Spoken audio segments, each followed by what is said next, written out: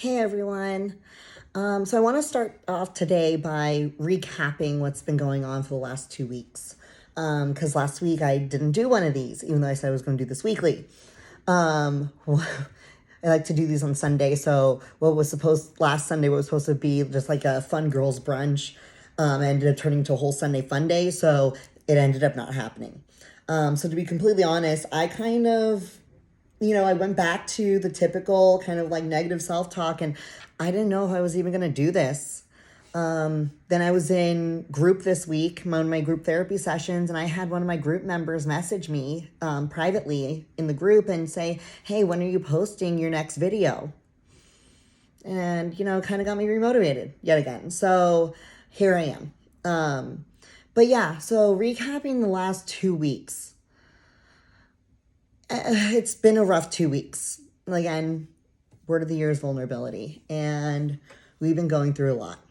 And personally, I'm still trying to work through, again, the feeling, the negative self-talk that I have, again, still navigating, what it means to be bipolar and, when I do feel these emotions, how to control them. And, then the biggest thing that we're trying to navigate is, again, ties in my relationship. We're both very busy right now.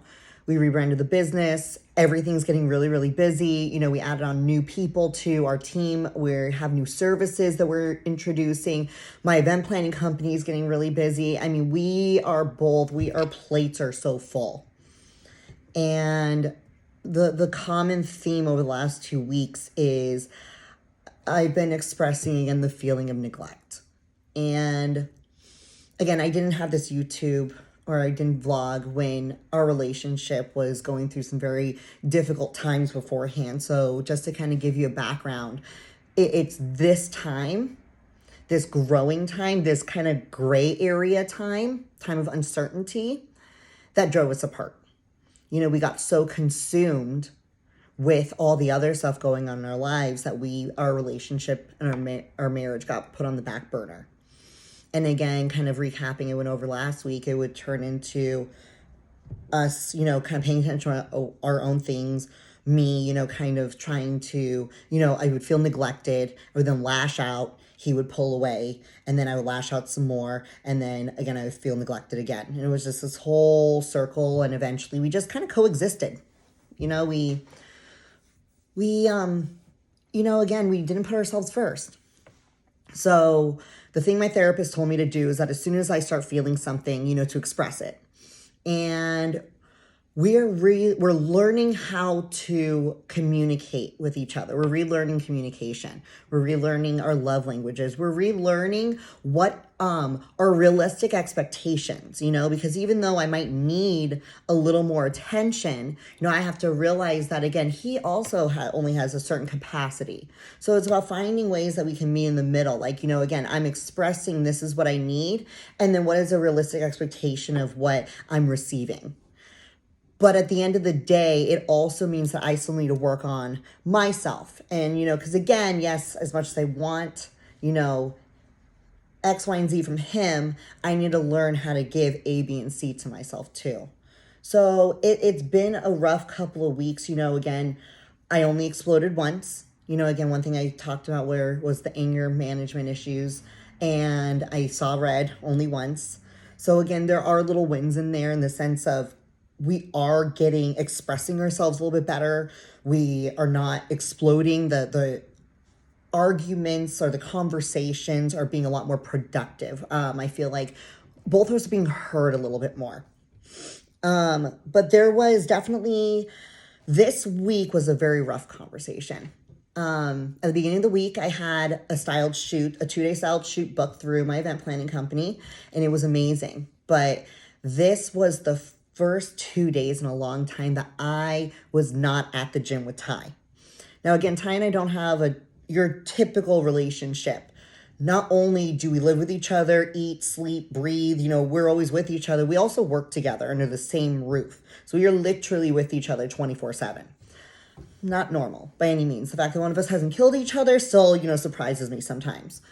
But what I realized when I came home on Monday and Tuesday, I missed him. And not that I don't miss him throughout the day, because like, I mean, we'll be together but not together, but it's like, and he missed me, and I came home and we actually had conversation. We caught up on each other's day. We actually we're intrigued, like, oh, what did you do? What did you do? There was a sense of normalcy. And again, not saying our relationship isn't normal, but there are definitely elements that aren't.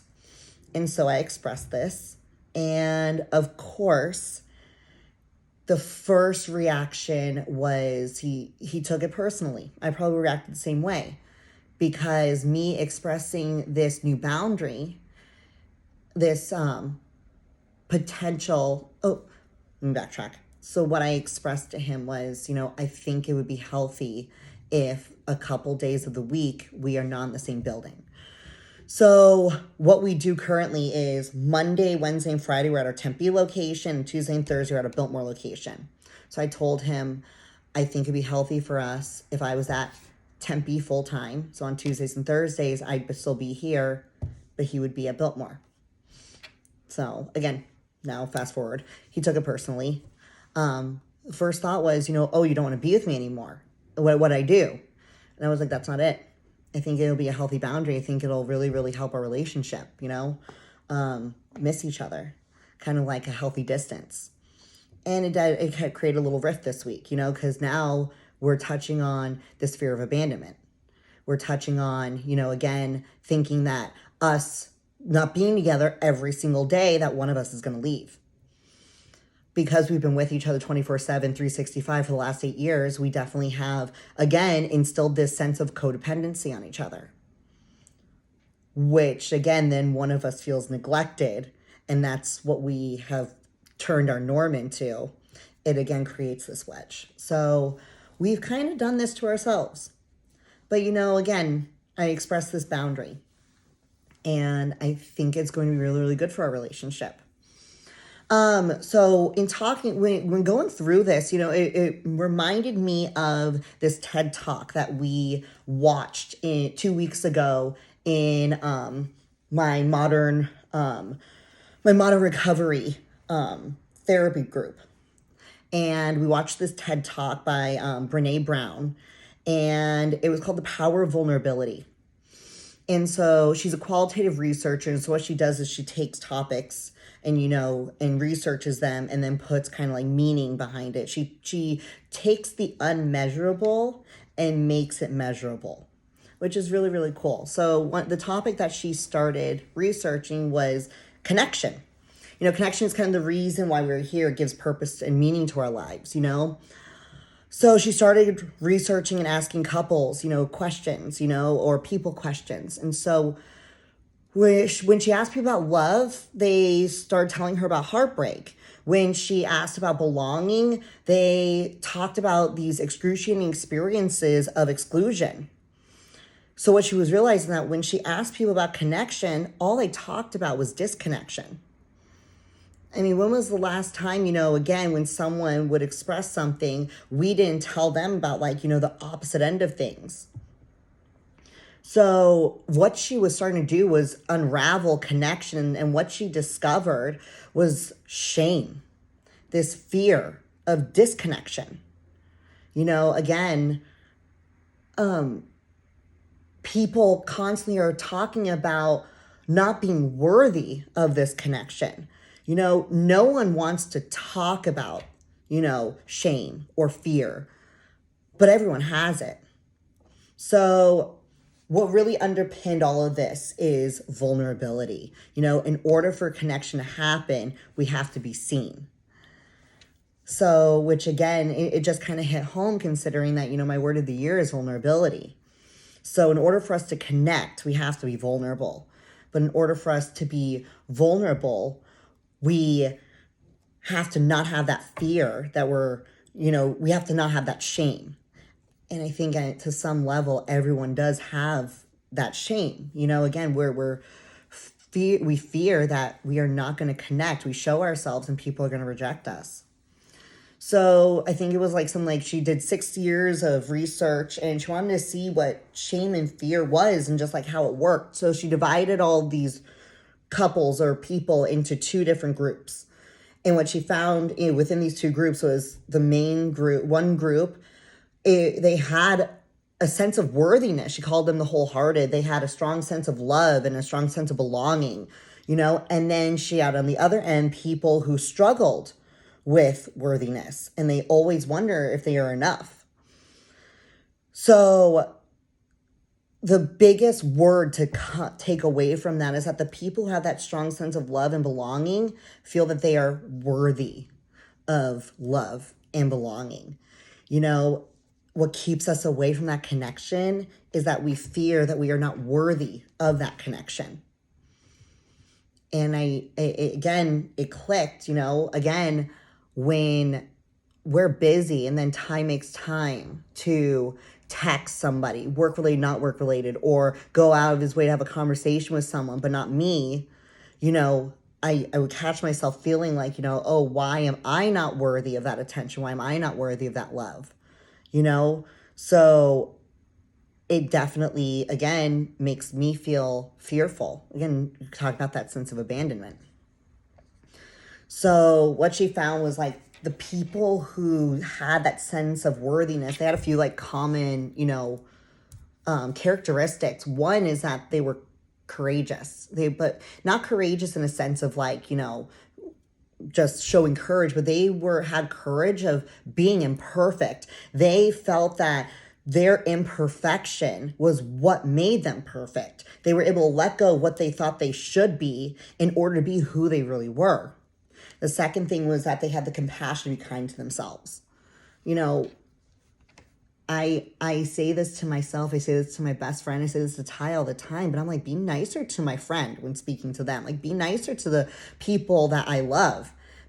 But I don't do that for myself. I'm almost hypocritical in that way. So it's in order to genuinely be kind to other people, we have to be kind to ourselves first. And the last characteristic was that they were able to build these connections based on authenticity. Again, they fully embraced vulnerability. They believed that what made them vulnerable made them beautiful. They put themselves in situations, or they're the ones that aren't afraid to say I love you first. They're the ones that are willing to invest in a relationship, not knowing the outcome. They were willing to put themselves in situations, not having a return on investment.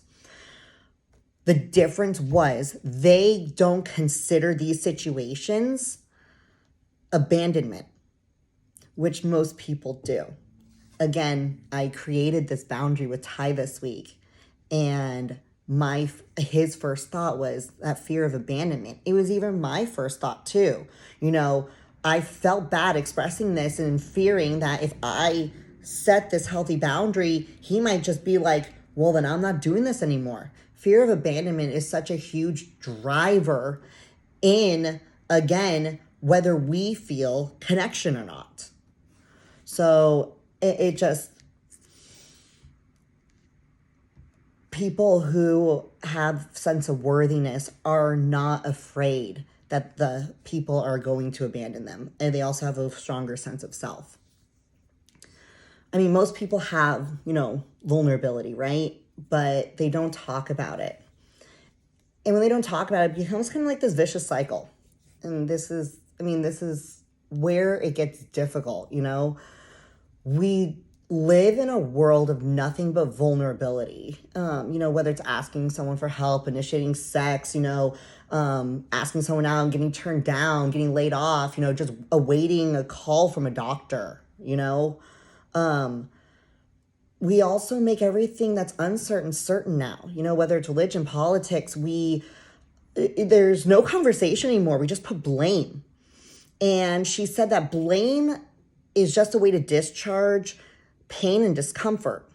So one, we make uncertain certain. So we put this unnecessary pressure on ourselves.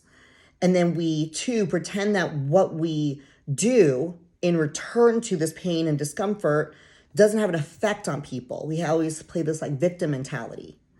So again, not having that vulnerability causes all this havoc and chaos in our life. We also then try to perfect ourselves, again, based on social media, societal norms. Like, we're putting fat from our bodies into our butts. We're getting all this plastic surgery. We're trying to make ourselves look like filters on Instagram. Again, putting all this pressure, and then we also try and perfect our children. We strive for perfection from such a young age. You must get straight A's. You need to get into Harvard or Yale. You need to be, captain of the football team. You need to make sure that, all of your chores are done every single day. We don't, embrace imperfection in kids and just, tell them that you're worthy of love and belonging, even if you're not perfect. So again, when we're impressionable, if when we're growing up, again, if our needs are not met, and we don't feel like the world is just like glad that we're here, that can cause insecurities, depression, trust issues, attachment issues. But if we do feel like our needs are met and the world is glad we're here, we get security, positive self-worth, healthy attachments, and eventually build stable relationships. So, we start doing this when we're young, and we start, again, pushing away vulnerabilities, being able to show our true selves from such a young age. So in the TED Talk, she brought up this really, really good point.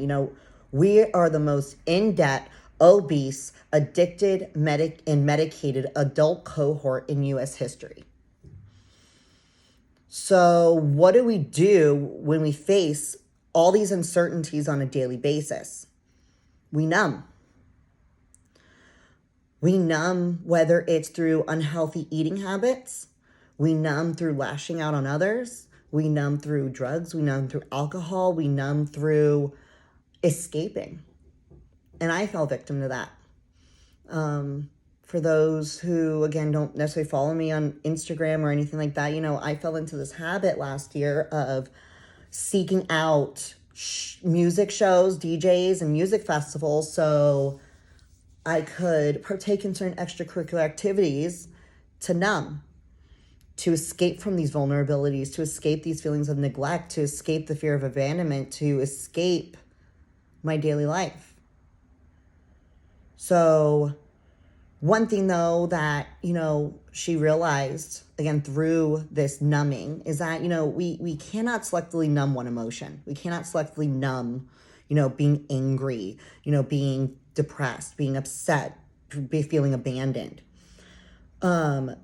We can't numb through these coping mechanisms without numbing all the other emotions: joy, gratitude, happiness.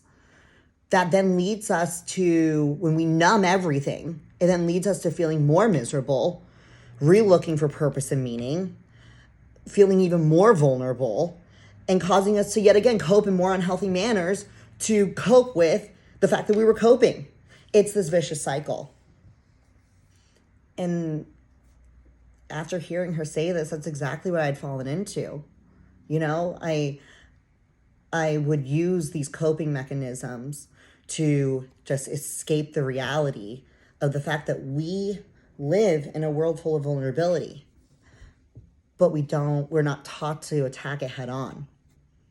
So she concluded, again, the things that she recognized, are the three things that we can really do in order to help us build the connections via vulnerability.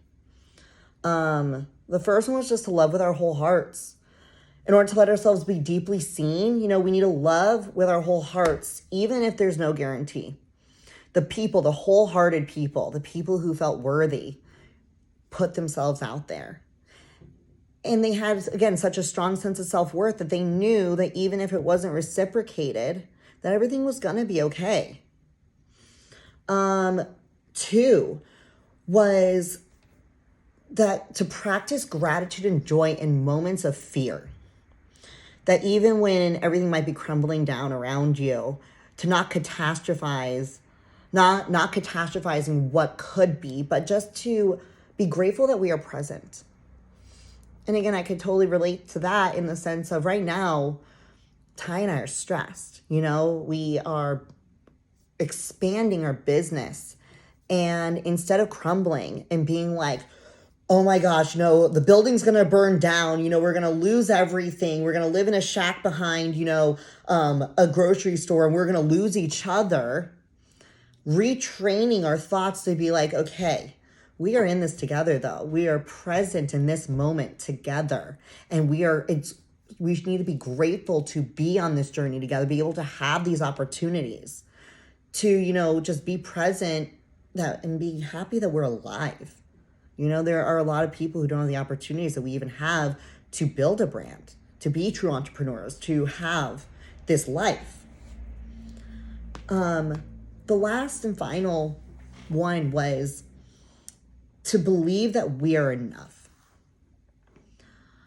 And that one hit home. When we stop screaming and start listening, we're kinder to the people around us and then gentler to ourselves. But it all starts with us believing that we are enough. And this is where I was going wrong. I'm looking so hard to have Ty constantly fill my cup, to reach out to him that, hey, when I express this, you need to cater to my needs. When it all does start with me. It's also about creating realistic expectations and what my partner can give me, what my friends can give me, what my work can give me.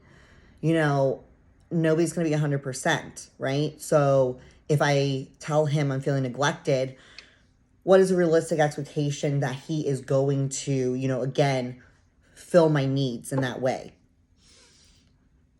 But again, it won't matter unless I know I am enough, unless I start retraining my brain, unless I start, again, knowing that everything's going to be okay, even if certain things are reciprocated. We need to be gentler to ourselves. We need to be kinder to ourselves. We need to talk to ourselves the way we would talk to our best friend.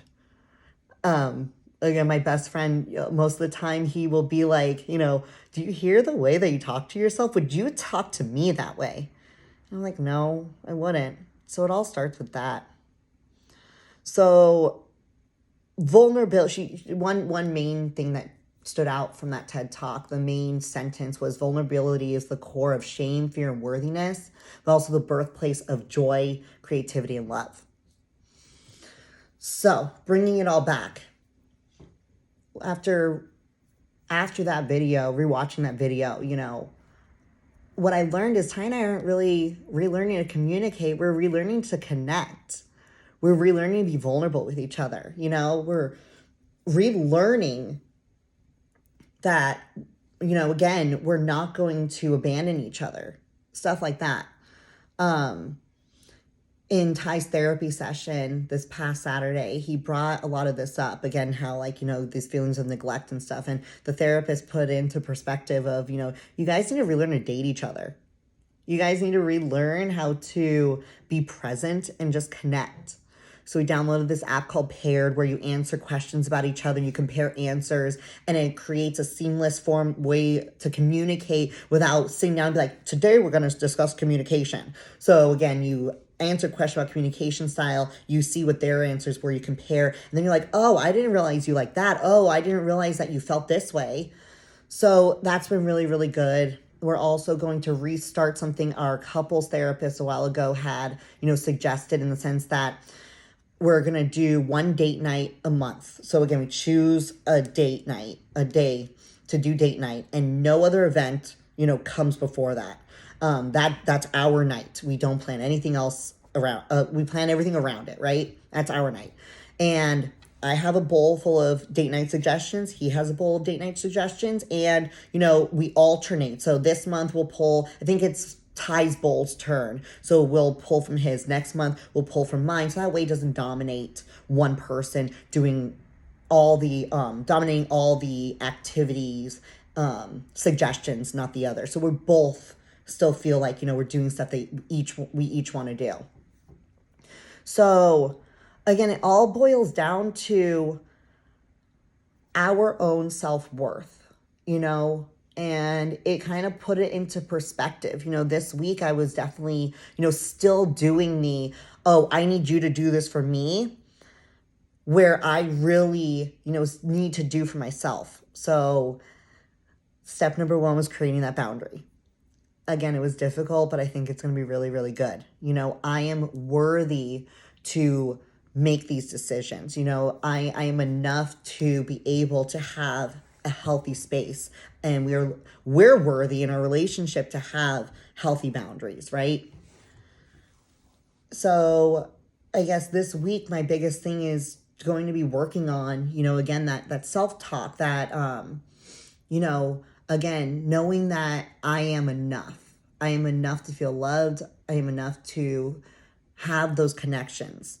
Being vulnerable, not being afraid to be vulnerable, and being fearful that something's not going to be reciprocated. And so I guess I ask you to join me on that. You know, again, it sounds trivial, but writing down 3 affirmations every week, and, you know, showing that we are worthy, showing that we're enough. So I would love for anyone who wants to join me on that this week. You know, I think on my Instagram, you know, I'm going to put 3 affirmations up every day, because it all starts with ourselves. If we feel like we're enough, and we feel like we're comfortable with ourselves, we feel worthy of accepting love, of accepting connection, it will happen. You know, what we put out is what we will receive.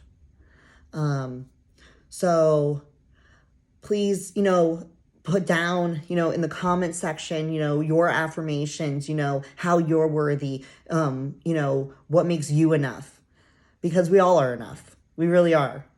It's just we have to believe in it first before we look to others. And, you know, we got to fill our own cups. So be vulnerable, be authentic, be transparent, be you. And I'll see you all next week.